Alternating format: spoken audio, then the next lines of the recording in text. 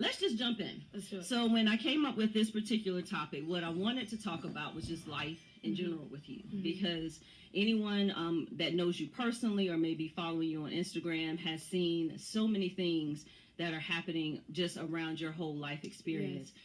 But this particular show is important to me because one of the first things that I think is very telling about your story, and this is probably true for anyone, but I noticed with you, is that it centers around a major leap of faith. Yes. And even when I was on the show here, when Steve first interviewed me on the project, we talked about that. And I didn't even realize how much it was more so about leaps and these giant decisions that didn't seem like a big deal at the time until he started asking me questions. It was like, my goodness, like it's one giant leap of faith after the other. Yeah. So what I want to talk to you tonight is not just your story, but how it can connect with other people who are and may be afraid to make that leap. Right. And then what that means when you're dealing with the downs and ups, not ups and downs, I say downs and ups, as well as some things that you can do to help you get through that emotional process. Because I always say if the leap doesn't scare the hell out of you, it's probably not the right leap. It's not the leap. Yeah. So the topic is life and leaps, but it's also about knowing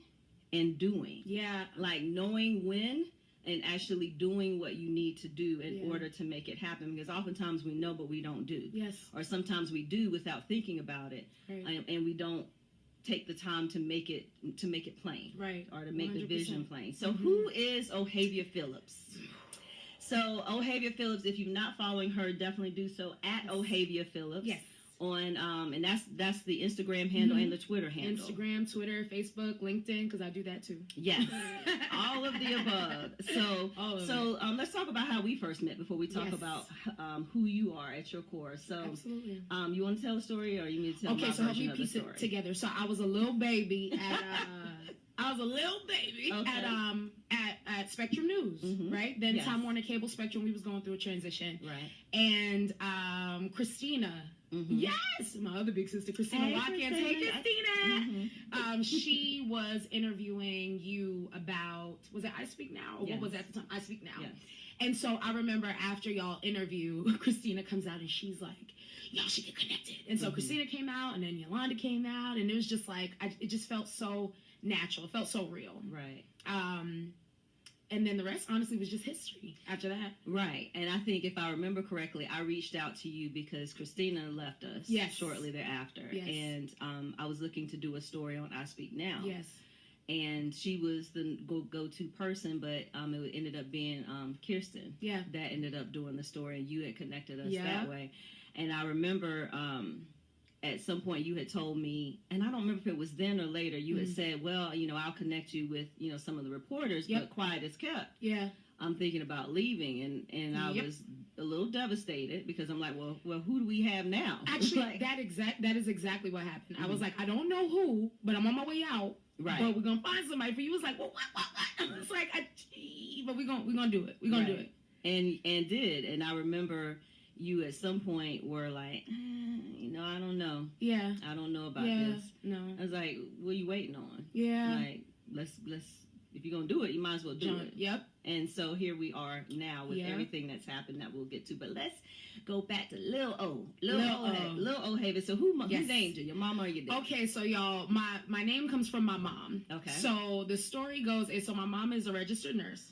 And so her first patient's daughter's name was Ohavia. Okay. And so what's crazy is I remember her telling me the meaning when I was young, but I probably forgot. And literally, I was in a mall buying a flat iron, and a woman said, what's your name? And I was like, Ohavia. She freaked out. She was like, Ohavia? I was like, wait, why? What does it mean? So I learned at Concord Mills Mall, buying a flat iron, that Ohavia, Aheva, means to love. So my mom knew what she was doing, because to know Ohavia is to know, listen, I love life. I love everything. I get excited about things. And so my mama named me, and literally the rest was history. Okay. So this is little Ohavia. Look at little Ohavia. Let's look at little Ohavia. You know what I'm saying? Look, the cashmere popping quilted sleeves. We got little pink and blue action. Let's just start there. Yes. Let's start pink there. And blue. And not only that, are you okay? Yes. So the story goes, my mom told me I was taking a nap. Okay. And the photographer came to the house, And so while you were napping. While I was napping, he should have known better, right? So I was sleeping. They had to wake me up. So my mom took some water and was just like doing like that to me. Is that why I look like you've been crying? It's not crying. It's yes, because my poor face. I probably was like, but yeah, that's what happened. That's the story that I was told. She was just trying to wake me up because the guy had, he came when I was like sleeping. I'm like, what's going on? But yeah. And so then at that point, you why'd you pick this picture? Okay, because this is my favorite picture of myself. Okay. Literally, like, amongst all the infant photos, I was going back and forth with this one and another one with me in a stroller. But I was like, this because it means a lot to my mom, so it means a lot to me. And I thought it was cute. And look at all that hair. And look at all that hair. Yes, honey. You know what I'm saying? I have that now, but I bought it. But also, girl. But also just like the outfit, I mean, it just has a lot of meaning because my mom loved it. This is the home I grew up in Brooklyn, so it has a ton of meaning to it. So that's why I was like, you know what, let's go with this one. I want to be intentional, starting where it started. Absolutely. Next question, of course, where are you from? Yes, so I am your favorite from Brooklyn, New York. Okay, PK. And I am a Brooklyn girl through and through. I've lived in Canarsie, Crown Heights, East New York. Oh yeah. Oh, now all of a sudden there's an accent. New York. You can't say New York. You gotta say York. I gotta do it for the home team. New York. Right. Right. But yes, I am Brooklyn girl through and through. So. Okay, and then how did you stay in Brooklyn through high school? No, so we moved to Charlotte when I was 13 because I remember going to Sedgefield Middle. Yeah, so 7th grade year. So moved from New York to Charlotte when I turned 13, just in time for Sedgefield. And school had already started, so we just came in like, it was September, I want to say. And I remember thinking, ooh, this is not New York. Right. We are not in New York. It was different, but it was what I needed. So we're going to get back to the middle school age years first, but let's step back to this picture. I have so many questions. Yes. So what is this? Looks like Easter? Is this yes, Easter basket? I was a flower girl. I was a flower girl, and how did I get Easter basket from? I could see that though. No. Because it's white. And, okay. Yeah, no, I was a flower girl. My aunt's wedding. The baby breasts and the in the Afro puff there. Yes, dress popping. So the reason why I picked this one was because it was my aunt's wedding. It has more meaning to me. Right. And I remember, honestly, I feel like that's when all the camera stuff, extra stuff started for me. Like that walking down the aisle and throwing the flowers was like, this is my big moment. I was like, you a flower girl. But I was like, no, y'all, I'm going to be the best flower girl. And I threw those roses. I ran out halfway, through, but I faked through. So I was just doing this. Okay. No. So even when you ran out. Yeah. Okay. They were like, oh, she doesn't have any more. So then you just improvised as, how old were you in this picture? 5? Maybe 5. Okay. 4 or 5? I can't remember. Yeah. I want to say 5. But that's when I learned improvisation. Running out of petals, I said, y'all going to get this flower girl today. Okay. And so after that, that you said that, is this where you think the spark was lit? Yes, for sure. Because I remember, I don't know why I was so nervous. To this day, I don't know. Like, we was in the limo and I was nervous. And then we got to the church and I was nervous. And then I think it was like, this is my moment. Mine, I was like, it just was like, all right, here we go. And I remember and then he was like, go, Havy, walk. And I was just like, dun, dun, dun, dun. I was throwing them petals. They was like, oh, wow. Then I had the nerve to run out of petals. And you know what I did? Finesse the rest. Just was like. Just kept going. With the hands, so extra. Right. I was extra. A little bit. Okay. And so you come to Charlotte. Yes. And is it how much of it is a culture shock? Because that's obviously preteen years. There's a whole lot going on. Yeah. And I'm not going to ask you your age. Yeah. Yet. Yeah. But at 13, and I'm going to say the early 2000s or so. Okay. So what's going on then as far as making an adjustment here? I'm not going to lie. I was like, what did my mom do? So I think the school system was different. So it was major transition. So it was from private school to, public school. That was one. And then 2 was like, these aren't my friends. Like, I don't know. So it's like starting all over again. So that first week I was like, yeah, this is a joke. This is a hoax. Like, we could go back home. I'll learn my lesson. Right. But it was like, no, this is where we are right now. And I was like, okay, go make the best out of it. So it was a really tough transition. My stuff got stolen. Like, first week of school, I had like a bunch of Hello Kitty stuff stolen out my locker. You didn't know? You can't do that. I did. You can't. I didn't know. No. I didn't know. Like, I had stuff in my locker, and I came back from lunch, and all the Hello Kitty was gone. I said, oh, no.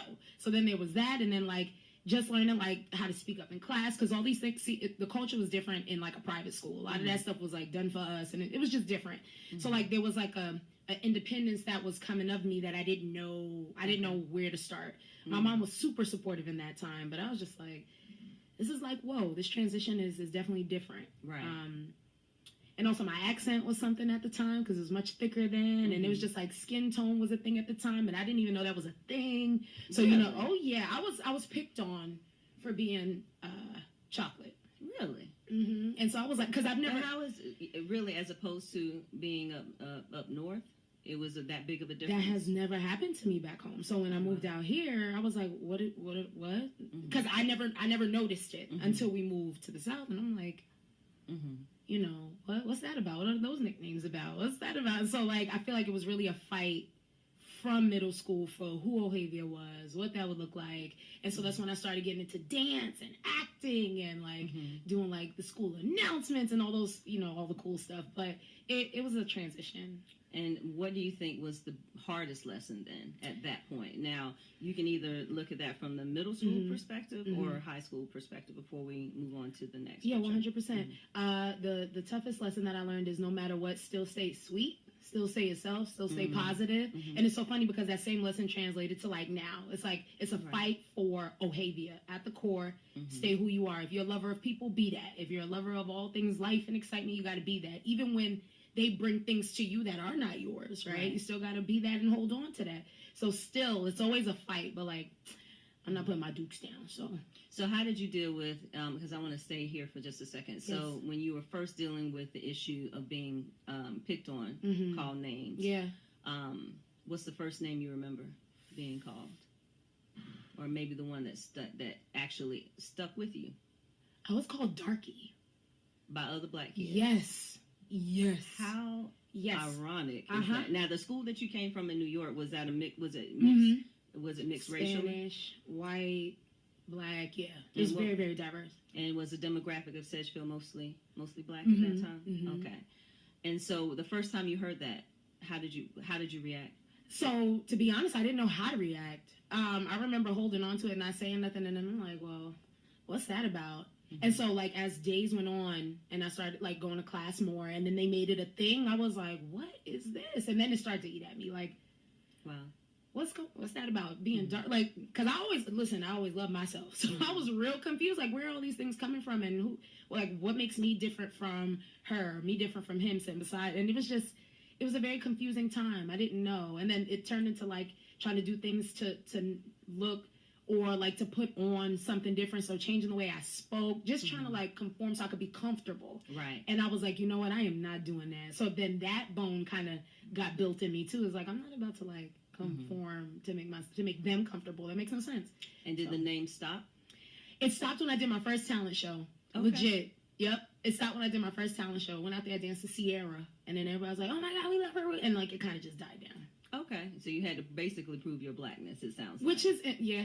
Yeah. Okay. Yeah. And how old were you when you did which Sierra song? You know, that's was it like a boy? I think no, it wasn't like a boy. Fast, you can't do that in middle school. It's like, wait a minute. No, here we go. Remember. Okay. So the Sierra song, it was actually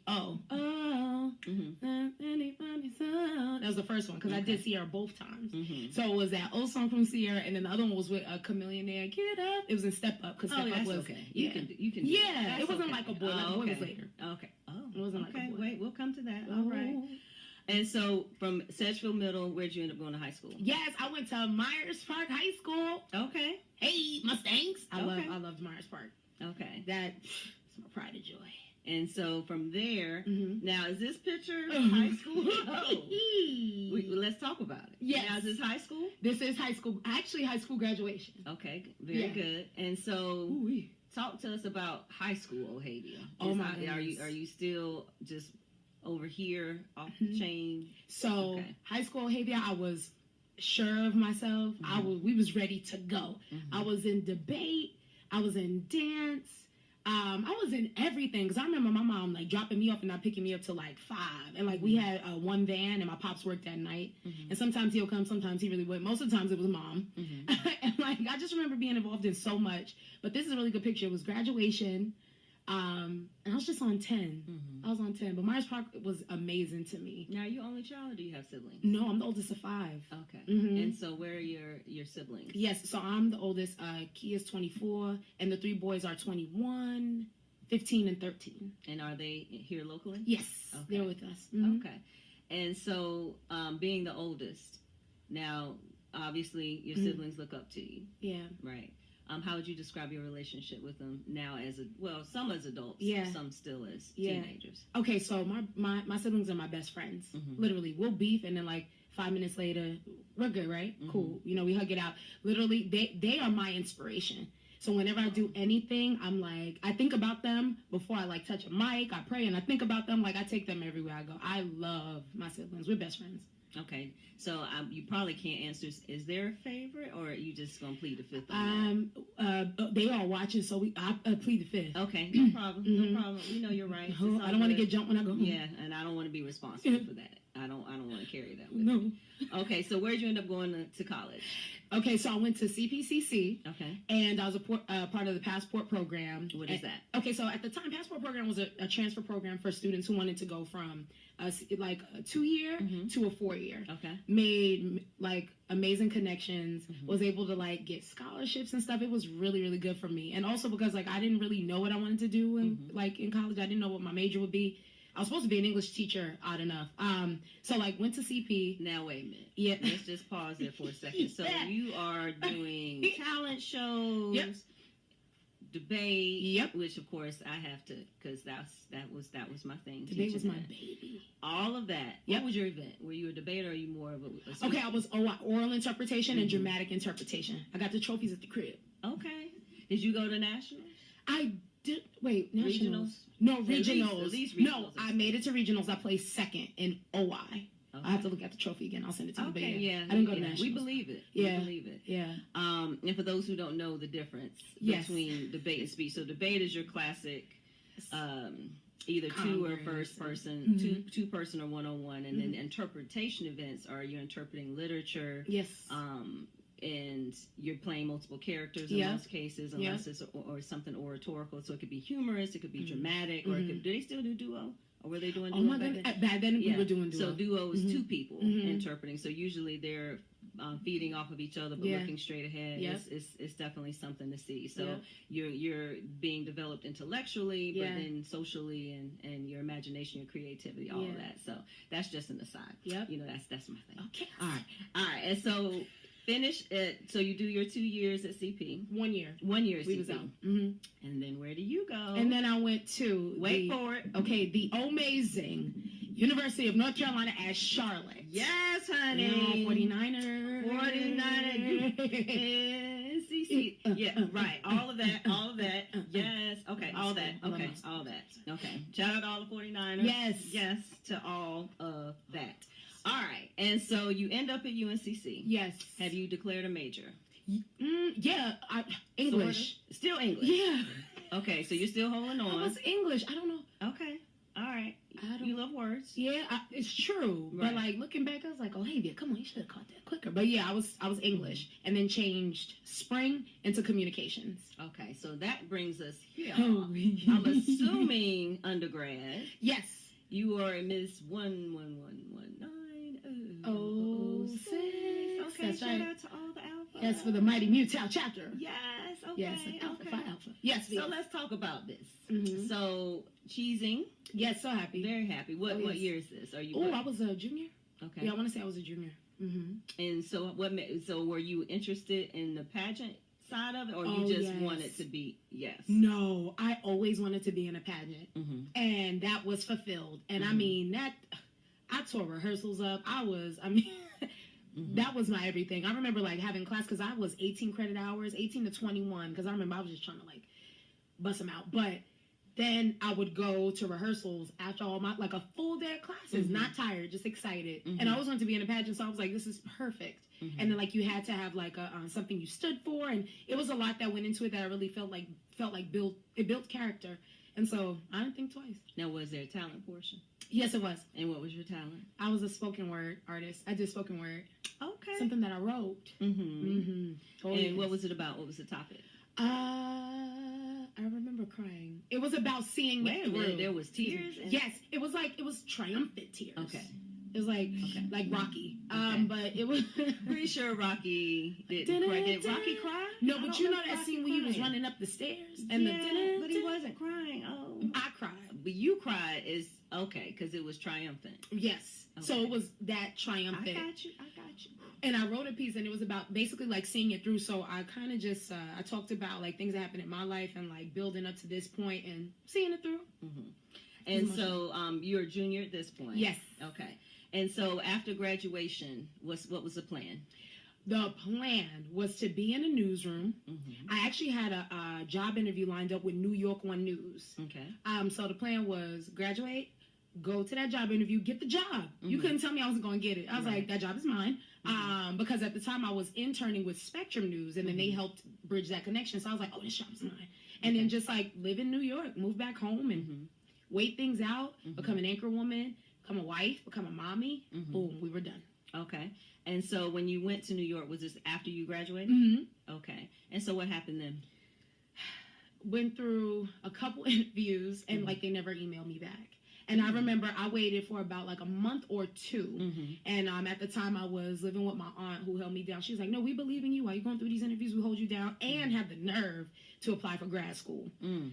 Right. So I was going for my master's, and thought I was going to be somebody's whole anchor woman, or MMJ, which is multimedia journalist, but you're solo, one-man banding, whatever. Right. And so I was just going to finesse it. And then I didn't hear anything back for like a month. And I was like, what is going on? Right. Finally emailed them, and they was like, we decided to go with someone else who had more experience. And I feel like that's when everything was like... Now, did you consider your move back a leap at that time or not? Was that a leap for you? So by that time, Spectrum News Charlotte, they called me and was like, hey, we have something. We feel like you'll be perfect for it. And so I was like, man, I thought I was going to be back home. I thought I was going to be in New York. I thought we were done. So I hopped on the $50 bus. If anybody know about the $50 bus, that's when you're trying to get somewhere quick.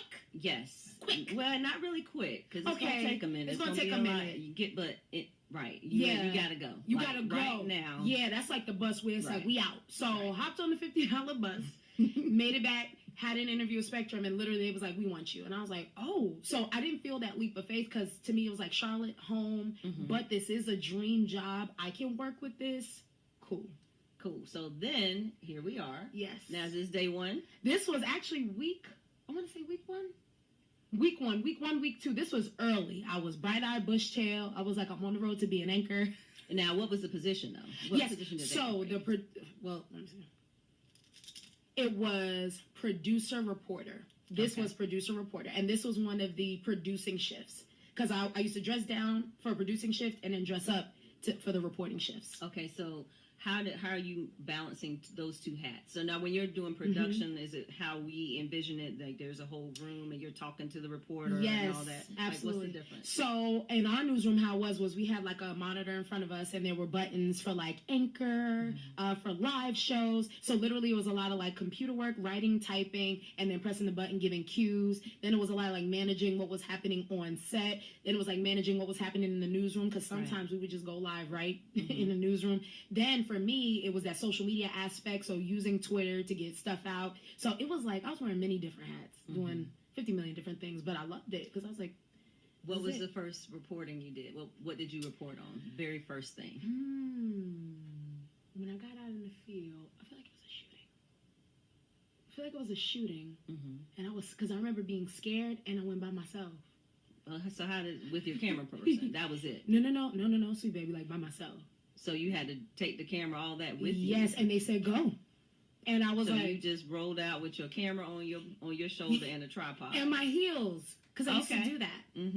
no, I shouldn't have did that. But yeah, I did. And so like, and I remember I didn't even know how to check out a car. I remember like, okay, so how did I go? I was just going to grab my own keys and go. They's like, no, you got to use the car with the logo on it, ma'am. So I was like, I can't use my Nissan? Cool. No. So then I had to check out a car. Didn't even know how to check out a news car, right? So I was just like trying to figure it all out. But like that, also that tenacity and that grind in me, like you didn't have time to learn. It's go, go, go. So I was like, all right, we'll figure it out. Literally, I knew how to set up a tripod from being an intern. The camera, I was like, they're going to get the best shot that I can give them. Like, you know. The best that I can do. It wasn't really live. They was like, just take it and bring it back so it can be breaking news. And it wasn't very far. So like I was shooting, getting different angles. I mean, on the floor, standing up. I took it back and it was like, it's dead. Just forget it. And I was like. And so then from there, did you do more production or reporting, or was it still a combination of both? Combination of both. Really until I left. It was a combination of both. And, like, I didn't know what I would be doing day to day. So, like, Monday it could be reporting. Tuesday it could be, you know, producing. Mind you, these were 1 a.m. shifts. 1 a.m. to 9 a.m. 2 a.m. to, like, 11 a.m. Wow. What did you enjoy more, the reporting or the producing? The reporting. And how long were you at Spectrum? 4 years. Okay. And so you wore both hats the entire 4 years. Yeah. And so, was that your shift the entire time? It never changed. I was a 1 a.m.er, 2 a.m.er, and it just... So I have to ask then, was that really, really crappy, frankly? Yeah, 100%. Because you're that's why I left. getting just shootings and shenanigans. Yeah. Like, that's pretty much. You're getting. And here and there, when I spoke up, I was like, hey, I really feel like this is a community story. Can I do it? There was a lot of pushback, but, you know, the executive producer sometimes will be like, yeah, pursue it, see what comes of it. But most of the time, if I didn't push for something, it was just like, just go. If we need you, just go. And so, did you find it to be rewarding at times? Yes. Honestly, the ones that I found rewarding were the ones where I could connect with the community or the neighborhood. And, like, my favorite part was telling, like, oh, text me or reach out to me. And then I had to remember, oh, you're a reporter. Like, whoa, like, is that too much? Like, and I loved people, so I didn't know what that fine line between this is what we're doing and, you know, this is your job. I didn't know how to. So I was just like, man, this is tough because it was like I'm supposed to be reporting on what happened. You're trying to make, you know, don't go make a friend and a new cousin, Ohavia. Just report on what it is. But I didn't know how to separate the two, to be honest with you. And so that's why for me it was like, can I keep doing this? Right. As much as I love people and storytelling. Well, we're going to get to that part because I'm not sure where this picture falls into it. What? Yes. Is this, are you still at, because I guess for placement on this one, are you still at Spectrum? So this one was high school. That one was Spectrum time. Okay. Like, but that was like a weight loss then and now. Why did I pick this one? Freestyling. What do you mean? Trying to add something to the collage for us. I was like, oh. Fair enough. Yeah. But literally, I will say this. That girl over there was like super happy. I thought I had it all figured out. Like, I was like, oh yeah, we're going to do this, then we're going to do this, then we're going to do this. Like, you couldn't tell me, like, I wouldn't have gotten the job. Like, I just knew everything would fall how I wanted it to. What do you think was the greatest lesson you learned working there? Never put all your eggs in one basket. What does that mean? Which means that if I could go back, I think I would have applied there and other stations as well. Or like even to magazines or, because that's another thing I will say, and I tell students wherever I go, it's like media is so broad. There's so much you can do, but a lot of times we just see, news. And I love news, but like there's different ways you can do news. And so like looking back, I think I would have did more research and figured out like, okay, with this personality and with community and my love of like reaching back out to people, follow up, follow through, what could I have done? Okay. I wouldn't have stopped at Spectrum. I would have kept So it's interesting because the other picture that I chose of what you gave me is, I'm assuming high school, college now. Yep. Okay. So this looks like this is part of your is this part of your weight loss journey or just who Ohavia is? Who Ohavia was. The fact that we have 3 in 1. So let's talk about the high school Ohavia. How old are you in this picture? So in this one, this was Myers Park. I want to say I'm probably like 17. Okay. 16 or 17, yeah. And then I did this for the transformation, and I'm so glad that you brought that up because it was like this was everything's gonna go my way, cool. And this was college, everything is still gonna go my way, cool. And then this is like now at age that we'll discuss later, and it's like what's crazy is these things didn't happen, but like what I'm grateful for is it's the same smile. Like I never lost that, even when things are like crazy, it never went away. And do you think that out of the three images, which one is your personal favorite? This girl, the last one. Okay. It's like you learn your lesson, and not in a bad way, right. But you learn that you make strides. That it's the tough things that actually build character. It's those tough decisions, these tough moments, not assuming everything's going to go your way that makes, honestly, life better because it makes it fun. You don't know what's coming. What was the hardest story you covered emotionally that you can remember? Either emotionally, no, the one that really got you right here. Yeah. Or even the punch in the gut. Absolutely. So it was 2016 presidential election with Donald Trump. For me, that was tough. And what's crazy is the coverage of it wasn't tough. It was a lot of the side conversations and what was said. Hold on, we gotta talk about this. No, I don't mind. Let's go. I don't mind. So you talking about the side conversations in the newsroom? Oh, I can imagine. So, I can imagine. And it was like, I didn't know you thought that way. I didn't know that was a thing for you. I didn't know that that's how you felt. And very blatant. And I'm sitting here trying to work. Now this is the show you can talk plain. Yeah, so blatant racism, racist comments. A lot of racist jokes. Okay. Were said. And it was, and I mean, it's like, that happened. He was elected. We knew it was boom. And it's like, they were like, and now it's time to unleash. Y'all, when I tell you, I was like, oh, I didn't know you felt that way. You're not lying, though. I didn't know you felt that way. And I mean, from top up, bottom up, I mean, I did not know how to handle it all. I remember going home and I was like, Mom, and it was crazy is I thought I was going to quit then. I was like, yeah, Mom, we're done. We are done. I'm not. But I was trying to see it through, trying to show him I wasn't, no punk about it. But I was like, and then the jokes just got worse and like more careless. And I felt like, honestly, for me being one of the Black producers, it was just like, I'm gonna say what I say, and I dare you to say something back. Right. So they just got real wild with it, Yolanda. And I was like, y'all, I'm not even from here. Like, I'll light this place up. I will light this place up. But so I want to stay there for a second because I think. Anybody watching that election or even that night, yes, I think was probably traumatizing. Yes, it was. It just even sitting on your couch, like, okay, well, these are the numbers, but wait a minute, what? How? And I remember when I saw, I couldn't, like, I physically felt ill. Yeah, no. It was such a tremendous feeling. Like, it was as tremendous as I felt that night, as tremendous as it was when Barack Obama was elected the first time. And I remember that. And I remember feeling like, God, why am I this emotional? But I wasn't just emotional because I was happy. I was emotional because, oh, my God, I wish my dad was here. I wish my mom was here. Or, or my grandparents who were particularly my grandfather, I think just, all that. But then and then it's a complete 180. Yeah. To feeling like despair. Yeah. Oh, yes. Like, oh my God, we're getting ready to be in nuclear war, like tomorrow. Facts for me, it was like, what now? Do I go get water? Do I start digging my own shelter in my backyard? I'm so serious. No, 100%. I'm so serious. Like, 100%. What do I do? Do I go get a tiny house? Why did I look at my bank account like, can I move some money? Girl, I was like, do I need to go buy me a tiny house? I'm so serious. Like, because I started watching the little tiny house show because, like, I might have to just roll out. Yeah. And just be like, you know what? Let me at least live by a lake somewhere in the cut. Yeah. And because if the rapture comes, it's gonna be a while before it gets to me. I was like, let me get a passport. Wait, since you ain't have a passport at the time. And when I said, let me go and let's go. Girl, that was rough. I was sick that morning too. I was too. Yeah, I remember like physically, like I kept looking at the news like, surely this is a joke. Yeah. Like, this is not happening. Yeah. And at that time, I was still on the bench. Yeah. And the dynamic on the ninth floor was very interesting. Yeah.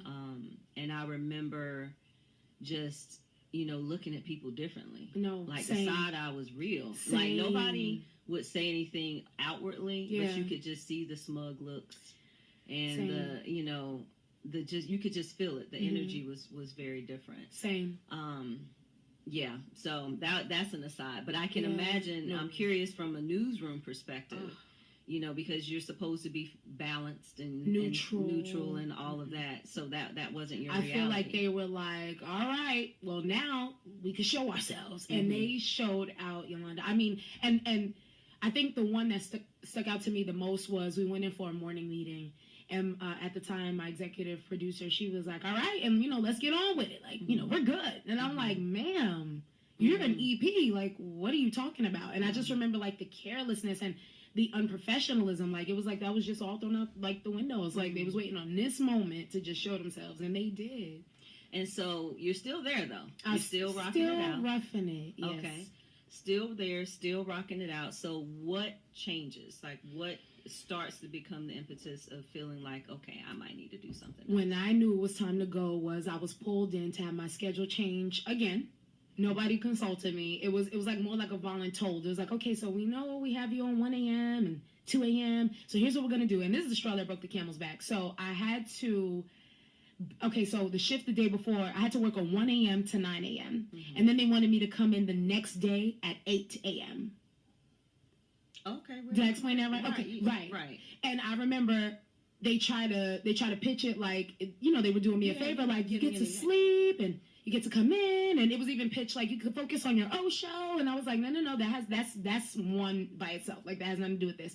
And I remember talking to my mom, and I was like, Mom, let me run this new schedule by you because I thought I was crazy. And she was like, oh no, ma'am, that has to be against the law. Like labor laws, like where is that? Shout out to my mom, that's my best friend. She was like, no, labor laws. And my mom is on Google. She's like, North Carolina labor law. And I was like, I don't know where to even begin with this. Like, but I remember thinking, wait, 1 a.m. to 9 a.m. and you want me to turn around the next day, 8 a.m. Like something's off. Right. And so I tried to push back. Actually, it was my first major pushback because usually I was just the yes woman, like let's go with it. Now, what year is this? This was the last year. No, like in 2018. Yes. Exactly. Okay. So this is 2018. We're setting the scene. Yes. So this was in 2018, and I was like, it's a wrap. So let me see.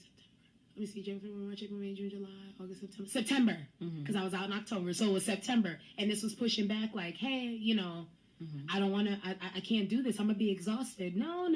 We considered you, whoop, whoop, whoop. And I'm like, and this was like a whole week worth. And they was just not trying to hear it. So why didn't you consider another station? So here's where that leap of faith is. On the inside, for me, it was like, I wasted so much time here. Can I go to another station? And I was applying, but like nothing came of it. Or I think because I caught it at just like a weird time. And also, to be honest, I got comfortable at Spectrum. So I was like, no, I'm okay. I could probably rough this. But the schedule, that schedule took me out. So I was applying, but. And so how long were you on that schedule? About a month, it sounds like? No, see, baby, we didn't make it there. Oh, you didn't make it to the actual schedule. I said, but hold my cape. I'm going to show y'all something. What was the date? October 6th, 2018. Okay, so walk us through what happens that day. So wait, So do you wake up like hype with your hype music, like yes, it's going down today? Like, is it like that, or was it like okay? I turned 25. So October 6th, 2018 is when I made the decision up here. And it was my birthday, and I had off that whole week. Tell us your age now. Yes. Oh, I am 27 years old. Like legit 27. Yeah, I'm 27. Not making that. Okay. No. Okay. I'm 27. I promise. I'm 30 and holding then. You're right. No, but go. 30. Go. So October 6, 2018, I made the decision. Okay. But I was on like a birthday vacation, so I had taken a week off. Got back October 10th. So 10/10, that's my favorite number because that's when I actually did it. I pulled into the parking lot, and I was like, yeah. And I drove off. And I remember, so here's how it went. I talked to my mom. I said, Mom, I can't keep doing this. And my mom is my ride or die. She said, no, you don't have to. You don't have to. So I was like, well, how does this go? Because I've never just quit. So and y'all, this is 100% facts. I sent a text. I sent a resignation. Oh, you did not quit by text. Okay, we're going to let you finish that. I know, looking back. I sent a resignation text to all of my EPs and also the news director. So did you never step back in Spectrum after that? Mm-mm. You ain't even clear your desk. You said y'all can have No, you don't understand. I still have amazing merch there. And it's still there. I have an Osho mug. Wait a minute. Wait. Okay. So people need to understand. Yes. Ohavia. Yes. Quit by text. First by text. This is 100% don't recommend facts. that. No, don't do that. Those of us who are employers who have dealt with such levels of shenanigans, we don't recommend that. Don't do it. However, comma, you quit by text. Yes. Do you remember what the text said? Ooh, surely you still have it. You know, my phone set to factory mode, but it went a little something like this. Hit it. It was like, thank you for everything that you all taught me. I am so appreciative. I have to go. Wait a minute. Sis. You said, yo, thank you. That you got to say it like how you. Okay, we need to. Okay, let me get in character. Okay, let's get in character. So I woke up, and this was my, I didn't sleep. Because I talked to mom. I probably lay down for like 5 seconds, woke up, and my mom woke up with me. This is like midnight. I said, Mom, I'm going to do it. She was like, and she held me down. I said, blase, blase, comma. Thank you for all you taught me. Thank you for everything. Thank you for this experience. I got to go. And then put my phone down and was like, please don't chime back. Like, don't do that. Don't do that. And nobody hit me back. Nobody responded to the text. And so, sis, nobody tried to call. No. That means they never valued you at all. Facts. But on the flip side, there was intel on the inside who called and was like, they are losing it. They want to know why. They're losing it and want to know why. And I wasn't in a space to discuss it. So I was like, just let it be, blase, blase. But thanks for the intel. But yeah. And so my mom was like, maybe we should send like an official resignation letter. Yeah, right. So the email to HR and all them came after. And you still your pens, your post-it notes, all your good stuff. You don't understand. It's at your desk. One of my coworkers who was still there, she was like, do you want me to drop this off, mail it to you? Like, I was like, y'all can have, that's how you know you're ready to go. I left my good post-it notes, my agenda. I just bought that agenda. My pen. And your own amazing. It said, it was the first merch I've ever had. It said the O Show. It was a stylist pen. It was gifted to me, left it. Mug, left it. I was just so ready. And that's how you know. I was like, y'all can have it. Well, we're going to get to how all of that then evolved from there. Yes. But so, before we get into the leap, yes, what does faith mean to you? Faith is, honestly, leaning on scripture, is the substance of things hoped for, but evidence of things not seen. Is even though I don't know what it looks like, I have to shoot my shot. Like, it's like when all roads lead to nothing else, it's like, what are you going to do? Are you going to lay in the fetal position? Or are you going to go and fulfill your destiny? And really, you don't have to have all the pieces together. So when now I want to step back to that day, 10/10. So you send the text, no one responds. Does that hurt your feelings? It did. I'm not gonna lie, it did. Initially, I was like, all that work I put in, all the sacrifices, when people were sick, when people would finesse, get caught lying to call out of work. Right. I still was like, no, I'm gonna hold this station down, and it was like they didn't hold me down. So it did hurt because it showed that I wasn't valued, I wasn't respected or appreciated, and there was not even efforts made to like, hey, Ohavia, no, here's what happened, or whoop, whoop, whoop. It was just like, all right. So what did you do to prepare for that leap? You know what's crazy? Nothing. So I was in a hit and run and had the nerve to buy a 2017 Nissan Sentra. Before you quit. Wait, yeah, because the hit and run was in that same, it's fuzzy, but the hit and run was in that same, I'm out, but I try to buy more time because I was like, I just got this new whip. But yeah, so I had no money saved up. This is legit the story that I tell. No money saved up, no job, nowhere to go. I was like, the only plan I had was cashing out the 401k. Right. So faith is, so we know it from a biblical standpoint. Yes. What does it mean for you personally? You gonna do it? Are you gonna do the darn thing? Or are you gonna wait for somebody to hand it to you? Or are you gonna go get it? All I know is go-getters. All I know are people who went and got it. My mom was a go-getter. She was the one who was like, we gonna get it. So that's all I know. So my mom was a fantastic example of, if this don't work, we gonna make something else work. Because what you gonna do? You gonna sit there? So I was just like, faith to Ohavia is, we're gonna go do the darn thing. We have no choice. Right. I know, and I like to tell this story a lot when I speak to kids, well, mostly older people, not old people, but you know what I mean. But I learned faith as an acronym from our Big Mama, Iyanla Van Zandt. Oh, hey. It's Big Mama. It's Big Mama. But I read it in a book when I was in law school, and it's FAITH, feel as if the thing has happened. And that's been literally a mantra for me. Like every major move I've made is started with that written on something. Either initially in law school when I was getting ready to study for the bar, it was on a Post-it note. Now it's like on my bathroom mirror. And so taking that idea of feeling as if it's happened, how then after you left, you sent the text, okay, now what? What was the plan? Did you write anything down, or was it just like, I'm really done? I did a vision board. Okay. And I was like, at least I could have a grip on this. So I did a vision board, and I called everybody. I called Christina. I called Jonathan Lowe, the closest people who were in the newsroom to me. Also, I told you. Actually, the very next day. You did. And I didn't tell a lot of people because like, hell yeah. She celebrated, y'all. I want to go on record. She celebrated me, and I was like, we're good. I didn't know you quit by text. So I would have like said sis. But anyway, whatever. I was happy, so happy. Yes. Like, hell yeah. I told you now the next day. Exactly. What we finna do? What you doing? So like literally, I call all my closest colleagues, mentors. I didn't even tell my grandparents, and we'll get to that if you want. But like it was that level of I didn't want to disappoint them, so I was like, let me hold on to this. Literally, I just told my grandparents what's going on my birthday this year. They had no idea. No idea. So they didn't realize they hadn't seen you on the news in a minute. Like she hadn't said ain't no story. No, I was just like leaving out early in the morning as I always did, and we'll come back because that grind, trying to set up things for myself. I said if I'm gonna be an entrepreneur, all things media, if I want to be a host, all things hosting people, communities, I got to do, I got to make it happen. So I was going to coffee houses and just coming back as if I did a whole shift. Okay, we're not even judging you on that. We're not even judging you on that. I got to share, though, because it's funny, like, when you talked and you told me the next day, like, I was so excited for you. Yeah. And I remember, the day that I decided to officially leave the bench.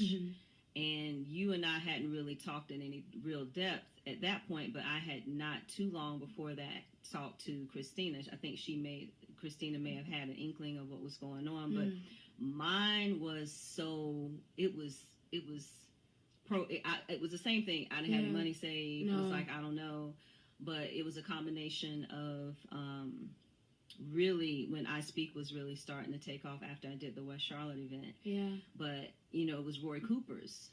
That defining moment was when Roy Cooper got elected, because the big thing that stopped me, even though I had some really crazy experiences, that there was one that I won't get into, but I was gonna quit that day.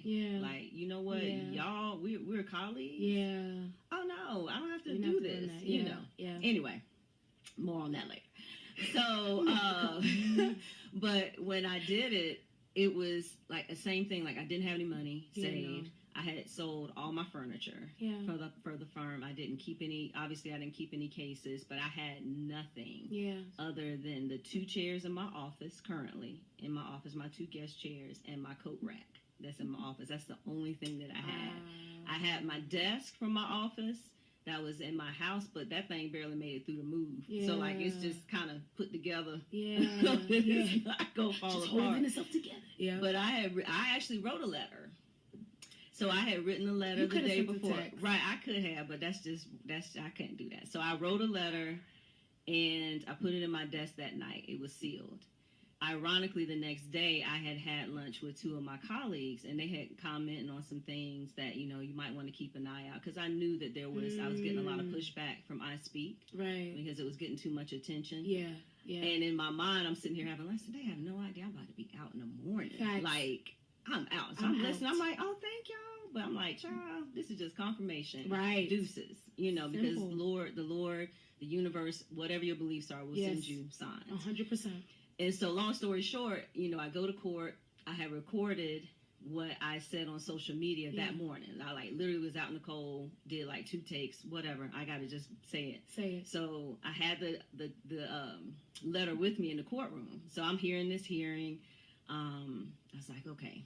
So I had actually taken it to the chief, but didn't realize I had to go back into the courtroom to handle a hearing. So now I'm freaking out because I'm like, I don't need him to open the letter. Right. So he's going to open the letter and start telling folk. And I hadn't had a chance to send my email because Ohavia, literally, I had the letter, I had typed the email, it was on my laptop. All I had to do was press send. But I gave him the letter too quick, so I'm freaking out. Anyway, it worked out. Because I always work out. Yeah, right. I should have said text. But anywho, it worked out. And I literally pressed send. And I had it saved. It was queued on my phone to post it on social media. It was like, boop, boop. Oh. Let it, and walked out the courtroom. Because I took my laptop, had my phone, and well, nobody knew. But in my mind, like, I literally, by the time I got to my office, maybe about 20, 30 seconds later, phone was blowing up. Of course, the Charlotte Observer picked it up probably within 30 minutes after that. And then they, but then he saw, of course, the letter, and we actually had an opportunity to have a conversation face to face. But timing is everything. Yeah. Because no sooner than I left was all the shenanigans around the gerrymandering of the districts, rewriting or redrawing the districts to target particular black judges. We saw the results of that in the election. That's why there's a lawsuit pending now. They could do a whole story on that. And I remember the chief and I having a conversation at the bench. I was doing something. And he was like, your timing. I was like, dude, nobody saw this coming. Yeah, we didn't see this coming. But I knew I would have been a target. I clearly would have been a target. Because frankly, I was kind of like, you're mad, you're over it. But I just, the last couple of months, it was just like, I could tell the difference. Yeah. I could look at my face and I was getting that, what the fuck line? Yeah. I can say I can cuss on this show. It's yours. But I was getting that line right here, that stress. And, I was 25 pounds heavier. It was crazy. But that's how that's why I asked you, like, one of the big things, anytime I think a person is considering making a leap or a jump or a change or a job change, even relationships. Yes. Like, what's the defining moment? You might not know what it is then. Yeah. It might not seem like a defining moment, but there's going to be something that's going to just, 100%. We have to do. Yeah. So it sounds like for you, it was the schedule. Like, I refused to Yolanda, do this. I was like, I'm not about to do that. No. And also, this may be small, but I'm still saying it anyway. I was gaining weight, and I was losing hair. Girl, me too. And mind you, I was like, what? I was like, and I mean, I'm talking like, so at this, I wasn't wearing like any weaves at this point. I was rocking my hair like in a bob, and I just remember like I would run my fingers through it in the morning. I'm like, what is going on? Broke out in hives. Went to the emergency room, like in hives, and the doctor was like, listen, I'm writing you a note, go sit down. Right. And I was like, yeah, because I don't know what is going on, skin breaking out, and to know me is to know I don't play about my skin, I don't play about physical appearance. We got a high five on that. Yes, right? I don't play about that, y'all. Okay. So I was gaining weight, hair was falling out, and my skin broke out in hives, and nobody cared. Literally, I remember I texted my executive producer when I broke out in hives, and she was like, okay, well, almost saying like, you could still come in, like it's just hives. And I was like, produce. Nobody has to see you. I was like, and you can find somebody to take my shift. Like, and I didn't show up, but like literally the doctor was like, this is stress. You're stressed. And I'm like, I'm so young. What are you talking about? But that was it for me. So it was a bunch of health stuff.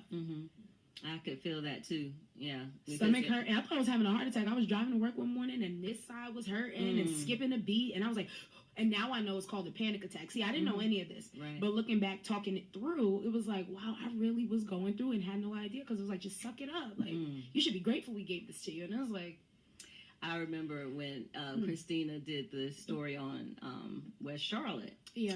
And Facebook is so rude because it shows you like stuff from years ago. Yeah. But at the time, I remember when the first part of the segment was a 2-part show. Yeah. I Speak for Justice, I think that's what it was. And I remember she did this. She did this pan of me on the bench beside the judge, and I was like, oh my God, the camera really puts on 20 pounds. Sis, you're fat. Your face is fat. And that is you. And I'm a head out. Because I was like, dang, is that? Yeah, no, it was not the camera. It was not the camera. And I could even see just like, even though it wasn't, he and I were talking, and I thought I looked like jovial, like I could, the seriousness and just like just feeling like, even though that was giving me energy and life, like it was all over. Yeah. It was all over. And so the other thing about the leap is making sure that you're honoring your feelings, not just during the leap, but before the leap. Because when you don't honor it, then you probably are going to be blinded by what's actually happening. Because your spirit, regardless if you're a religious person or not, you know, your spirit will tell you. Yeah, especially more so for women than men. No disrespect to the men watching at all. Yeah. But I just think a woman's intuition is very strong and very powerful and a gift for us. 100%. And so if we don't honor the feelings, then what does that mean to you? Oh my goodness. So I was honestly trying not to throw my phone because that's everything. Honoring those feelings. I think it's like the moment of truth. It's like, okay, you can keep finessing the situation and getting bigger, skin breaking out, hair falling out, or you can just do the darn thing. And so I had to really tap into that inner Ohavia. That's why those pictures are so like intentional. It was like each time in my life where it was like, you going to conform or not? Right. Are you going to do what they want you to or not? And so for me, it was like, I just turned 25, so maybe I was like the 25-year-old shouting. But I just turned 25, and it was like, are you going to do this for them or you? Right. Real simple. And that was the first time I honored a feeling out loud. You know, usually, you know, you cover it up, you finesse it. With family, it's different, friends different, but this is like business. And I was like, I can't keep doing this. And I had to choose me out loud. That was a lot. And so the other thing is the downs and the ups. Yeah. In the process, I think, of going through that leap, and I say this all the time, like if it doesn't scare you, if it doesn't frighten you, and that's kind of the honor and the feelings part, but if it doesn't scare you, if it doesn't frighten you, if you don't get, you know, if you don't question yourself, if you don't question your decision, or second guess yourself, it's probably not the right leap. No. Because part of that process is almost like you, depending on, even if it's in a relationship, you have to find yourself. Yeah. Like if you have to make a decision to leave an unhealthy or toxic relationship, you have to find yourself. Yep. It's a job, you have to find yourself. Yep. Even if it's a move sometimes. Because usually those are big things. It's a relationship or something professional. Yep. Like you have to honor that process. Yep. Did you think initially for you, were there more downs than ups, or more ups than downs? More ups than downs. Talk to me about the downs, though. The downs were heavy, though. That's why I kind of hesitated, because the downs was like, ah. But downs included were not limited to being spoken to like I wasn't human, having no money. Girl, listen to me, having no money. Right. Figuring out I got this 2017. Is this gonna be in repo? Having to have my younger sister hold me down. Having to have my mom hold me down on top of the 3 younger boys. So it was like, oh, hey, what are you doing? Oh, like, and then the downs of, I want to pursue this thing on YouTube full time, but it's like, how do I do that? So there was a lot of downs, and it was all emotional, that internal battle of like, maybe I made a mistake. Maybe I made a mistake. Maybe I should have just kept quiet, went with the status quo, got this check, and did both. But it was like, nah, but for me, it was more ups and downs with them downs. They were deep. They were very deep. Very deep. And when did it start to shift? When I was like, you know what? I don't care. I don't care what no one thinks. I'm doing this Osho thing. I don't care. And so then from there, so once you have that, we'll get to the Osho in a second, but the last part of it, I think, when you're considering the leap is like, okay, well, now what? Yes. You honor this. This is how you feel. You know, you have your ups, your downs, which is going to happen daily. Yep. Sometimes hourly. minute by minute. I said minutely. That is right. I wasn't going to say, but right, minutely. Y'all know what I mean. Like bigly. Minutely. That's the word of the day. And I said it so confident. Minutely. Annoying. I'm so annoying. But then that's the last part of it, I think. Yeah. Now what? So you've done it. You're going through all these changes. At some point, there's going to be a shift upward. It doesn't matter. There's going to be a shift upward. Now what? Right. So then what's the now what for you? So after I was like, okay, I'm going to do it. I don't care. I was like, all right. So what's the first step to trying to be a talk show host? What's the first step to wanting to MC community events? Like, how do we go about doing that? What does that look like? And so that was those days where I was going like to coffee houses at 7, 8 a.m. and like just like researching things in the city, researching, because I believe you guys start somewhere, so researching like nonprofits, so I could insert myself in, leaning on those connections I made at Spectrum, because they loved me. It wasn't about Spectrum, it was about me. So it's like calling those people back like, hey, you know, I want to do this thing, not even knowing what it was called. Just like, I just want to get on a mic and make your event. Great. So trying to finesse it, but my what now, I was just like, we're going to reach and we're going to see what bites first. Okay, now look at the screen. Yes. What do you want to change? How do you have your say? What do you want to change? How do you have your say? Where's this? I got it. Don't worry about where I got it from. That's everything. I need to take a selfie. Right. That's everything. What do you want to change? Well, like, what would I want to change? Mm-hmm. And you can answer that however you want. So, what do you want to change? I think You know, I'm going to be honest. We could be honest on this show. Oh, of course. I want thicker skin. Okay. Like, I want my bounce back to be stronger. Like, when something doesn't fall through, I want to be able to go, it's cool. And, you know, like, just, I want to be able to bounce back faster. I feel like I don't stay down long, because that's not what I'm saying either. But you know how something gets to you and it rocks you, and you're just like, I need a day. I want to be the type of person, like, just give me, like, 2 minutes. Mm-hmm. So that's definitely something I want to change, is that thick skin, that ditty, that being able to go, okay, so what's the next plan? Like, having plans, A, B, C, D, E, F, G. What do you want to change? What was the second part? Well, how do you have your say? How do I have my say is me. Mm-hmm. So all this extraness, all this personality in every room, I don't switch. I don't do none of that. None of that. You're gonna get Ohavia. Mm-hmm. You wanted me here, you're gonna get Ohavia. 3 words to describe you. Go. Okay, go. Authentic, positive, extra. I was gonna say gregarious. I'm like, I don't even talk like that. Too many synonyms. So we might ask you to dig deeper. Okay. That's too many synonyms. Okay, deeper. Yes. Could you use sentences? Yeah, okay, no. I don't want to cheat. 3 words. 3 words. Because authentic. Authentic and positive is but I want you to dig deeper. Deeper. Because that's what people see when they meet you. Mm-hmm. But how would you describe yourself internally? What they don't see. Yeah. Yeah. Fighting. Mm-hmm. Is that one? That is a word. Mightily or minutely. Fightingly. Fighting. Searching. That's good. Searching. What are you searching for? I see. You said go deep. Now I'm like, man, I done went deep. So when I say searching, it's like I don't know, something happened. I turned 27 and I was like, okay, now what? Like, what are we doing? How far are we trying to take this thing? And also just like thinking about the future a lot. So searching for that a lot. I'm starting to journal and do yoga and meditate. I bought my ballet shoes, just trying to tap into like the essence of Ohavia. It's like a renewed sense of self. So I'm searching for that again, but also like trying to stay in reality.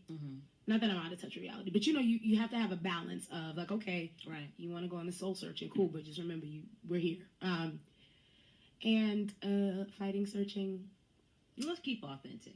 I like I'll authentic. make you do another word. Yeah. So, okay, you have 30 minutes. You can do anything you want with that 30 minutes. What do you do? Okay, 30 minutes. I could do anything I want. I would... Wait, okay, so like hypothetically, like something, like what if it's something involving Oprah? Okay. Is that a thing? That can okay, whatever like it is. 30 minutes to do anything, and I have all the resources to make this happen. I would want a phone call with Oprah. Okay. That's it. Yes, just a phone, huh? A phone call. I don't even want to have lunch. Lunch. I don't know where she's at. That's and okay. I only have 30 minutes, honey. FaceTime. Okay. So she could catch the smile. But literally, I would do a FaceTime or call. Hey, Mr. Winfrey, just okay, right. Because I gotta shake it off because this woman is everything to me. So yeah. Okay, and so you didn't pick this picture, but I did. Oh yay! So who's in the picture? And then now let's talk about Amazing. Oh my goodness! And let's talk about those. This is amazing. So this is Demetria. She's a photographer. That's Christelle. She was a volunteer. That's Z. She was a volunteer. And that's Joshua Galloway, who was a phenomenal photographer as well. And like this was from Osho Live too. And when did that happen? That happened. When did that happen? That happened October 26th. Was it 29th? 26. It was 26. Y'all, okay. I'm sorry. The days come together. Live show? Yep. It was a live show at the Harvest Center. Okay. Live studio audience with a DJ. Okay. And y'all, I just get so cheesy because it's like, it's my toddler. But I just love it so much. So the topic for this one was shift influence. So it was how we use our gifts, what we're good at, all the dope things that make us us, how we use it for good. And who were your guests? Yes, so I had Greg Cox, who's a phenomenal artist and producer. I had Kyle King, who's the dean of Queen City STEM, and I had Morgan Butler, who's like a health coach, and she's just a beast at all things health. Okay. And so tell us about the format. Now this show, and tell us about the format of this show and how did it differ from your first one? Oh, it was completely different. So this one was more panel, like more panel. Like they had their individual intros, but it was panel. And then we had like a Q&A. But what honestly, this show was my favorite. The first one, I feel like it was the first, it was inaugural. It was all the hype built around it. And even though it did what it was supposed to do, we talked about entrepreneurship, but I was still playing it safe because I had just left Spectrum and I wasn't trying to step on anybody's toes or upset anybody. So it was Ohavia, but it wasn't like how I could have really went in. And so I was like, I'm not doing that with the second show. Right. Like, we gonna say all the things. Okay. And so I think that was like the difference that I saw between 1 and 2 for sure. Is like I was like, I don't care who I offend, y'all gonna be all right. Like. Now, is your show, what's the plan as far as the show? Is it going to be monthly, weekly? Like, how often can we expect to see it? So the goal is monthly. That's what I can handle right now. Because, fun fact, I'm funding it all by myself. Okay. So it's the grind and funding it. And honestly, with the help of all of my very good friends, like, who work in media, they help me edit, but I'm doing that, all the editing. And they'll come and shoot it, or, like, I'll bring in a friend who's a videographer. Really, it's like friends and family make it go around, but, like, at the end of the day, it's like, yeah. Okay. So yeah, the goal is monthly. Live studio audiences in different places. So like this time it was Harvest Center. I really like this setup, so I might stick with Harvest Center, might not. I mean, I'm open to whatever. And just keeping it going. And is it an evening show, day show, or? It's always in the evening, so it'll always be a 7 to 9 situation. Okay. Because I just like. Did you give anything away? Were there giveaways? Did you do this with your hands? Yes, so I did do the Oprah thing. Yes. So giveaways I did because y'all, I was like, that's gonna be a thing. So giveaway was from there's this salon where I get my hair done. She helped me do a giveaway for like from head down styling. It was by House of Chic here in Charlotte. And Latoya Williams, she's the owner there, she helped me do a giveaway, and we gave it away to a fellow. She also does media here in the city. Gave it to her. And it's so crazy because she was afforded the ability to go interview for Soul Train Awards, and she was able to use it. So it was really cool how it was like, oh, that came back around. And also we gave 10 people, we did a setup where it's like, look under your seats. And so we gave 10 people free counseling sessions, valued at $300. Oh, wow. 10 people, pull up, talk about everything, set it up however you want. And when I got back in touch with Paramount Holistic, who is the organization that helped me pull that together, it was like, people are calling back. It makes us happy. So the fact that people were so inspired to like, yeah, let's do that part, because I touched on it. It was cool. So one of the things that I saw that popped up on Facebook was, tell me about a time when the season shifted with the people around you, and how did you deal with that? To be honest, didn't we just have this conversation? Which is crazy, because when I saw it on the other, I was like, "What? We just talked about this." We just talked about it. So, last week? Yeah. Well, that was last week, right? You know, I have to remember that nobody's responsible for supporting you. Nobody's responsible for being real to you. And y'all, that's what I'm saying, like that thick skin. But like, it hits different when it's people who it's like, it's you. Like, you know what I'm trying to do. So for me, I think it's like, my hardest lesson is just, it'd be people. Like, how do you handle when it's the closest ones to you who you like, you are showing your tail. Square up. Like, that's what I be trying to like understand. So for me, it's definitely that issue.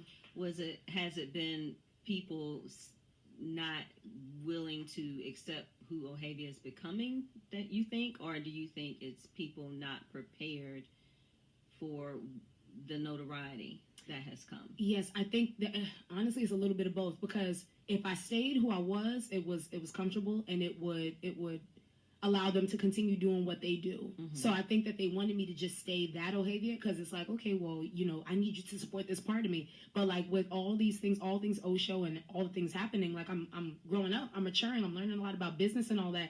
And before, like for some people, it's like, who do you think you are? And I'm like, I don't think I'm anything. Like I'm reading books, literally reading books on everything. So please don't take it that way. But for some people, it's like, I don't want to, intimidating maybe. I don't know. I can't speak on behalf of them, but it's disappointing, because it's like, we all knew what the end goal for me was. Why you acting new? So how are you adjusting? I cut them off. I'm not even gonna hold y'all. I don't. We have a conversation, or we might not. I just did it this morning. Did you text them? Actually, I'm out. But thanks for everything. I'm a head out. But like, really, no, yeah. I just cut them off. If there's a conversation, amen. But like, if not, like when I tell you, I'm so. And I'm so like, whatever at this point. Because, when you have the end in mind, it's like, okay, just go somewhere. Go sit down. So I just cut him off. Well, and I do think the reality is particularly when your leap is manifesting quickly, especially with relationships that you've had for a long time. I think oftentimes, even if people know that this is what you're going to do, you've trusted them that this is what I'm going to do. Right. Oftentimes people don't think it's really going to happen. Like, we got you, we'll support you, yes. But they don't think it's really going to happen. Right. And then when it does, then it's discomfort. Yeah. Because what does that mean for us? What does that mean for our relationship? Are you going to be around? Are you too busy for me now? Like, what does that mean? I get that too. And so grown folks will act out. Yeah. And it's not about. And I think this is one of the things I said to you. I said, honey, this is not about you. Yeah. It's what you represent, and it's about them. It's like what it is, bringing something out of them that makes them uncomfortable. Right. And then that means that they ultimately project their issues onto you. Right. And that's hard. That is so hard, because it's like, what are you talking about? And that's all I want to know. But then I say that to you last week. I was like, what do you mean? Like, you knew this was coming. So I think that's what makes it disappointing. Mm-hmm. It's just like, you knew what my goals were. You knew where I wanted to go with this. You knew. You said, like, you was with it. And I think when it starts happening, that's actually the perfect way to put it. It happened, and they're like, well, you're never around and you're always so busy. What? Now you're just reaching. Right. Because at the end of the day, and I think one of the things I said to you, not everybody deserves a front row seat to your life. Yeah. And that's hard. Learning that. Like, that's easy to say, or you cut somebody off or whatever, but not everybody deserves that. Or they don't, their season has ended. Right. Particularly when a season ends, because that's when you're going through those feelings and those downs and ups. Yeah. And especially in the age of social media, of people responding, to an issue between the two of you on social media or worse. Yeah. But at the end of the day, that's probably the hardest lesson that I had to learn, and dealing with it, but then still letting it go, and like legit letting it go, because we can talk about it, we can vent, whether it's, through friends or a therapist or whatever, but those feelings are still going to come back. Right. Even when you're not expecting it. Right. And so I think I told you, it's like, I had to, when I was in Barbados, I did this exercise. I just made this up. I just, the Spirit told me, I don't know. Tell him. Well, I wasn't going to get it. Well, anyway, okay. So I'm in Barbados. It's the last day. I'm mad. I don't want to go home. Let me just make that clear. I don't want to go home. She did not. I don't want to get on the plane. I got a bad attitude. And it was the first time, because I was so busy the whole trip, just out in these streets, just doing stuff. Yeah. And so my journal, which was empty. Yeah. Like I said, well, let me write something down. You know how you tell you don't journal intentionally, you just writing stuff just to be writing stuff. Right. Yeah. I was doing that. But what I did. Today is a good day. Right. Yeah. Dear diary. Something. I'm all right. It's okay. But I actually did this exercise where I took slips of paper, and it was particular people and particular things that I knew were still weighing heavy on my spirit. Some things were years old, like, years of hurt, rather. And I would write the person's name down and, like, what specifically it was that hurt me. And it was like, and I purposely didn't put on a big piece of paper, because I was like looking at, I'm going to put this in the ocean. I don't want these people to see me ripping up paper in the ocean. Like, what is she doing? What's she doing up there? So I did going off the balcony. Right. So I'm like on the edge. This is a public beach. I'm sitting there writing on these little tiny squares. Yeah. And I wrote it down, and I took pictures of it, because I didn't want to forget what it was that I wrote. Wow. So I, tore it off into little pieces. For each thing, it was like 9 or 10 things. Yeah. And prayed over it. I don't even know if it was a legit prayer. I just prayed over it, because that's what you're taught to do, like pray over hurt and, release it. That's easier said than done. Like, come on now. It's easier said than done. Can we talk about it for real? Okay. For real. And so I, walked out into the ocean. I even still had my cover, but I just didn't feel like it. But it's just like, I got to do something with this, because once I started writing about it, then now the tears are coming. Wow. Now it's welling up all this hurt and this disappointment, and you're remembering again, like, things that were said about you, or things that were done to you, or, just all of those things. And I walked out. I had the little pieces of paper, and for each one, like, I went out as far as I could without, like, the waves messing up the paper. And so for each thing, like, I said the person's name, in what they did. And I looked at it, I read it, and then I just tore it up in little tiny pieces, and I just put my hands in the ocean, and I just let it wash away. And I did that for each. Wow. Well, I didn't tell you the whole story. And so I did that with each piece of paper.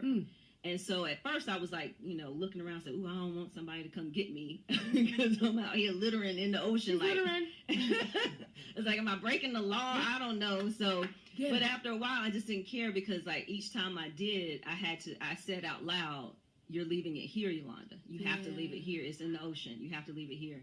So for each piece of paper, same thing. Said the person's name, said, whatever it was that I wrote down, tore it in a little pieces of paper. Same thing. Did that 8 or 9 times. And then I went back in and, sat down, because at that point it was time for me to go. And it was just an exercise. Like it meant something. Yeah. Like emotionally, it was very symbolic. Right. But I remember when I came back, there were a few things that happened that brought that up again. But I'm going to tell you what was so powerful, because the first thing I said was like, Yolanda, you left that in the ocean. Yeah. You don't get to go back to that. No. And then I had that image of literally leaving it in the ocean. Right. And that just, brought me back down center. And like, I've still had to deal with it. I had to deal with it recently, but that's the thing that I remember. Right. It's like, you left it in the ocean. You left it. You don't get to go back to that. You don't get to come back to it. So, depending on whatever it is or however it is that you address it, I just think, for me, because I'm a visual person, like you have to do something symbolically. Okay. Because when you take that leap and it's for real, you're going to lose friends. Yeah. If you are in a relationship, it can put a strain on your relationship. You're going to have issues with potential co-workers or, people in the profession, folks that don't believe in what you're doing. Yes. Especially if the leap is associated with a relationship. Now people picking sides. Yes. Everybody got something to say about it. Yeah. All of that. But at some point you have to let it go. Yeah. And we can say it and we can talk about it, but sometimes we don't actually do it. We don't do it. And so, maybe the next trip there may be another set of another journal page. Listen, and I'm coming. It'll be in the ocean. Right. Well, it's coming up. It's hashtag undisclosed. Sorry, sis, you can't. Yeah. I can't. But anyway, so if you were to give advice to anybody like right now, yes, what's the biggest thing as far as making the leap? Like, what's the biggest thing that they need to know if they're considering that? Okay. From my experience, you don't have to have it all together, but get up every day as if you have it all together. So that was one thing with me was I was getting up every morning after quitting, like, all right, and we're going to apply here, do this, reach out. And also don't say you don't have anything. You have something. Lean back onto those relationships that you built. Lean back into those resources that you had, because it was never about the job. It was always about you.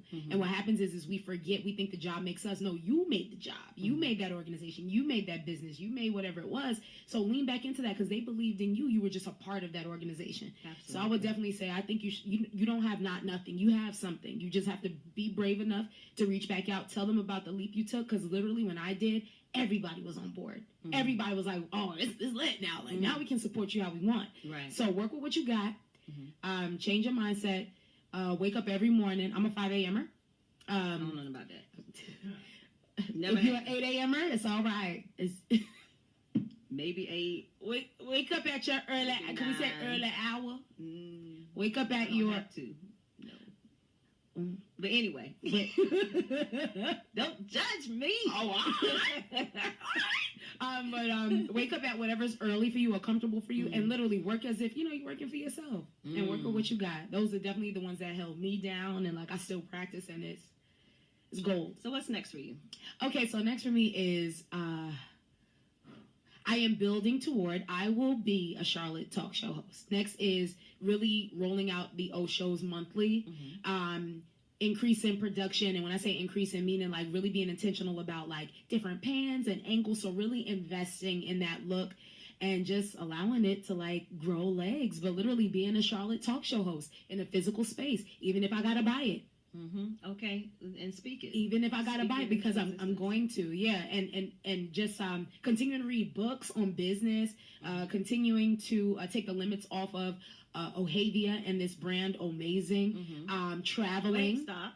Hashtag Amazing. Hashtag Amazing. Okay, and what's the other hashtag?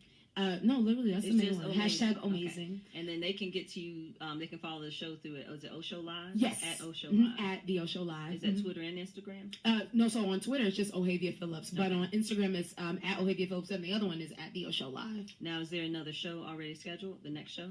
Yes. When is it? April 2020. Okay. We don't have a date. Okay. I don't have a date. But the reason why, and for me, I move with intention. The reason why it's April 2020 is it would be a year anniversary to the first show that I did. Mm-hmm. The first one that I did was April 13th, 2019. Mm-hmm. And so it'll be like, oh, snap. So it's like, and this is the one letting the people know, like, these will be rolling out every month. So listen, grab your agendas, get ready, because I'm bringing you this good content with my amazing, like, co-host or however I want to do that. But right. Oh, yeah. So really just like leaning on the fact and claiming it. I'm a talk show host. Okay, and so let's talk about the most recent blessing. Oh. Tell the people, girl. So I am also, as of this week, I am an on-court MC for the men's basketball season, all the home games. So my alma mater, UNC Charlotte, they locked me in, and I'm just so grateful.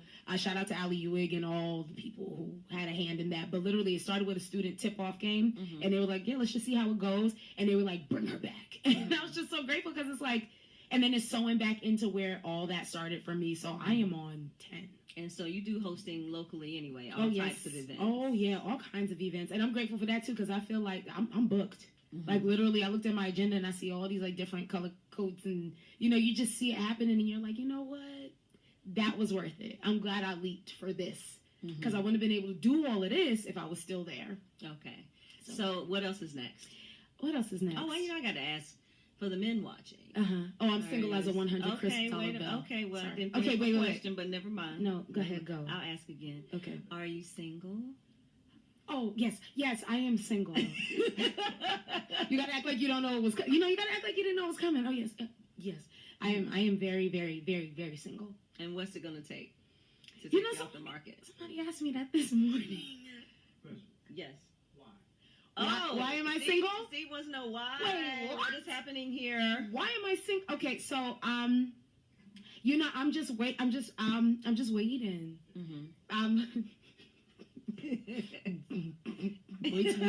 Wait till we done here. Just wait till we done. Just wait. No, but I'm just waiting. I'm not about to settle, girl. Cause look, I'm the best of the best, so I want the best of the best. Like I come 110, so I want somebody who But yeah, the thing about it is I could pick. It's not like like I could. Sure, sir, come on. But I don't want to do that because it's like it's always an element of is that the best? So that's my why. But yes, I am single. Okay. And so, any other advice before we get to the last part of the segment where I have asked my favorite questions? Oh, I'm excited. Yes. No, I want to actually just a comment. Thank you. Oh, it's too early for that. Sorry. Okay. y'all. Okay, so y'all gonna learn this about me. I'm a sap. I cry. Like we're not. Knows. Yeah. Okay, go ahead. Go. Okay, so let's move on to let's lighten it up. So this is don't get. You can't look. Okay. So this is Okay, so I can't look. So you can't look. I asked the question. Okay. You can think about it. Okay. And it runs the gamut. Okay. So what is one of your pet peeves? One of my pet peeves? Okay, it's weird. People walking on my heels. Like, people who walk up on you. Right. Don't walk up on me. Right. No. Okay. Any others? Do you roll up? Do you like react? Or you just... Hey, too close. Right. Too close. Okay. Hey, buddy. Buddy. What's another pet peeve? Oh, yeah, like some of these drivers. Y'all, the slow driving, I'm not going to use that reference, but, the people who drive slow. Girl. And how about the people, they see you coming and they jump right out in front of you? And you jump in front of me? You're not, and there's like nobody behind me. You couldn't wait 3 seconds. You could have waited. You could have waited 5 seconds. Then, like my mama used to say, you jump out and squat. Like, drive. No, that's... Like, you in a hurry. How you going to jump out and then go, I'm so sorry? I just go past them. Well, I probably shouldn't say that. Because I was going to say what I do, but I was like, I'll hold that until the uncut version. Right. If you could be any animal on the planet, what would you be? I'd be a cat. Okay, what kind of? Actually, I lie. You know what I'd be? This is random. Okay. I would be a peacock. A peacock. They screech and carry on. Oh, you just want to do the part where they shake it. Yeah. They, right. And it's like, oh, okay, Ohavia's here. Like, if I could pick an extra animal, that would definitely, like, I'll go in, like, with all the other peacocks and, like, just wait it out. Y'all think it's quiet and then go. And then, like, do all that. But they're so mean. Peacocks are mean. Did you know that? And then they screech. Well, the screech part can relate to the mean, not so much. Yeah, but you know that's the word in the Animal Planet. Oh, they're kind of mean, they're but mean? that's okay. But you're not gonna be a mean peacock. Yeah, right. And the shape, the little shimmy that they do. Okay. Wait a minute. What is the most useless talent that you have? Useless talent. What's the most useless talent? We all have one. We do. I'm trying to think of a very, like, I could do different accents. That's actually useful. It is? Let's dig deeper. Like, okay. Just random stuff that you do really well, but it's not going to, like... Oh, okay. Oh, no, that's useful. I was going to say sewing, no. Dancing, no. That's useful. I can... No, my mom's gonna be disappointed in that one. Wait a minute, ma'am. No, it's gonna be something about. Wait, pause. It's gonna be something about like driving and then doing something, but I'll hold off on that. Okay. I can't let you off the hook that easily. I'm trying to think of something, a useless talent, but it's interesting about me. Oh my goodness, y'all! I can do origami. Shut the front door. Is that useful though? No, not really. Because who does that? Like nobody does that unless you know. Right. I'm gonna head out. So, so you can make the swan and a little, like the cute little thingamabobbers. Okay. I could also do. What was the one where you had to do it like this? Everybody can do that. No. Mine was perfect. Every time. What? I'm talking corner to corner. Okay. Okay. Color to color. My was on fleek, but and I could draw flowers, but like my flowers is not regular flowers, Yolanda. It's like Picasso mixed with, you know, your favorite artist, Night. Yeah, no, but I could kill some origami. I don't have any useless talents. No. Actually, yes, I do. I am shockingly good at Michael Jackson Experience Thriller. I have repeatedly. That is not useless. That is not useless. I almost sent myself to the hospital one night because I fell out. I left it all on the living room floor. It was awesome. But like I'm really good at that particular song. Now the other ones not so much. But breaking 10,000 on Michael Jackson Experience is a big honking deal. You know what? Like on a game system. Right? Yeah, girl, you haven't outplayed that. Oh, on the Wii. Yeah, girl. It's serious. It's serious. Almost 10,000. I have broken 10,000 repeatedly. It almost cost me like a left lung, but it was awesome. It was awesome. It is awesome. So I just don't even bust it out at game night anymore. I thought you was talking about like if somebody. The reason why I said I thought it was useful was because like if somebody came at you in a dance battle, but I didn't know it was off the Wii. Yeah, it's off the Wii. Yeah, no, but you gotta have the girl. Yeah, night. Oh yeah, they don't got it. It's going down. It's going down. All right. So what is the best and worst purchases you have made? Okay. Best purchase. Okay. Was my MacBook. Okay. I love that thing. You can't. It's literally in my car right now. Okay. I love my MacBook. Worst purchase was worst purchase was my hair. You had some bad hair. How bad was it? Like it got matted. Like you know how it gets matted and you're like, and it's like, right. Yeah. Yeah. Worst purchase was some hair. Worst purchase was a bag. I didn't need it at the time. Why you bought that bag, oh? Because it's a Louis V. You didn't need that bag, oh. Oh, okay. Okay. And then you don't have gas, but you have a Louis V. Priorities. Okay. Right. We gonna move on. I feel like I'm getting choked out. What's the most interesting thing you have seen or read this week? Interesting thing seen or read. Okay, so I sent my mom this article. It was something random on Facebook. It was about how strong single girls come from strong moms. But that don't. Oh no, let's get into this one. Something this week was T.I. and Tiny. I think I don't know what show they were on, but he was talking about how single girls are like the happiest or something along those lines. And I was like, yes, but like I didn't repost it or anything. I kind of just saved it for my own. But yeah, I think those are my top two. You think that's true? I mean, I'm happy. You know, I'm happy. I go where I want. I don't have to answer to nobody. I'm happy. Oh, yeah. Right. I mean, but sometimes I want a boyfriend. Yeah. Yeah, but sometimes I want to find a fine something. Yeah. Well, that's another show. We'll come back to that. All right. What quote or saying? I love this. I came up with this one like literally right before we got here. What quote or saying do people like to say that is complete bullshit? Okay. A quote that the people like to say, but it's complete bullshit. Oh, sleep on it. As if sleep is like the medicine to the problem when I wake up. Right. So I have slept on so many things, and when I wake up, I still want to fight. Right. No, stop telling us that. Stop telling us sleep on it. Let's do it. What's another one?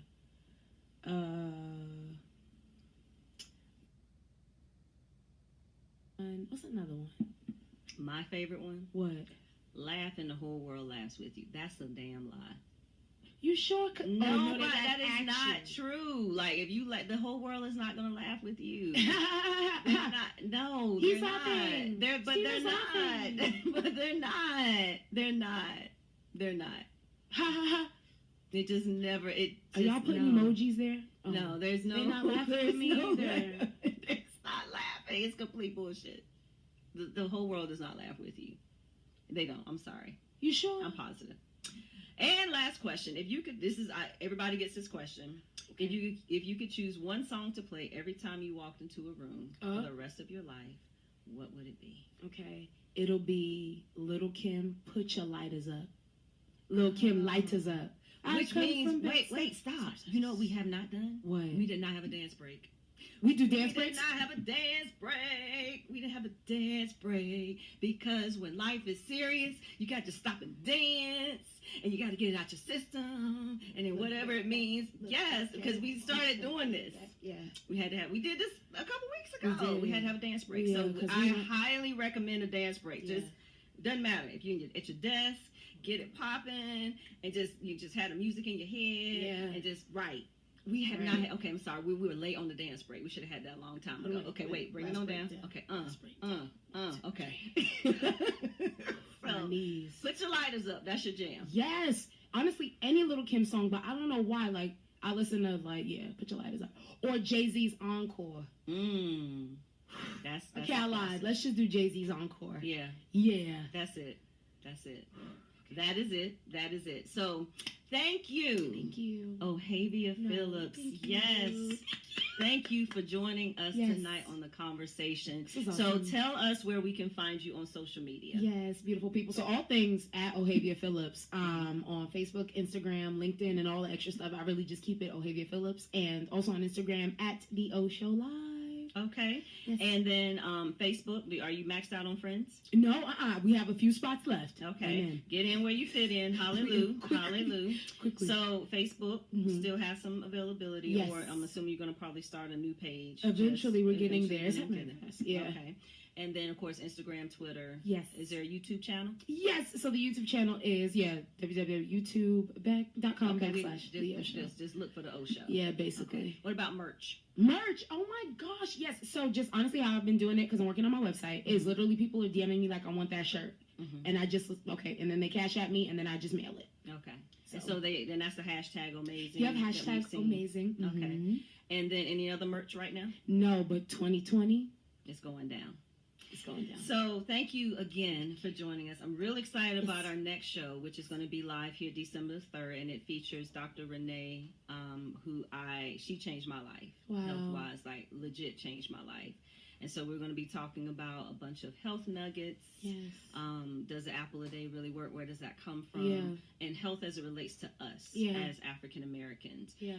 What I love about her is that she gives us these nuggets of information regularly. Yeah. Little things that you can do to help increase your health, increase your immunity, things of that nature. She's just fantastic. So she will be our guest on the next show. If you have not done so already, make sure that you subscribe to the Square Media Network page. Make sure, if you haven't done so already, make sure you like the Conversation with Yolanda Trotman Facebook page, and of course follow us at the Conversation_Pod Show. Definitely support all of the other shows here at Square Media, Unapologetically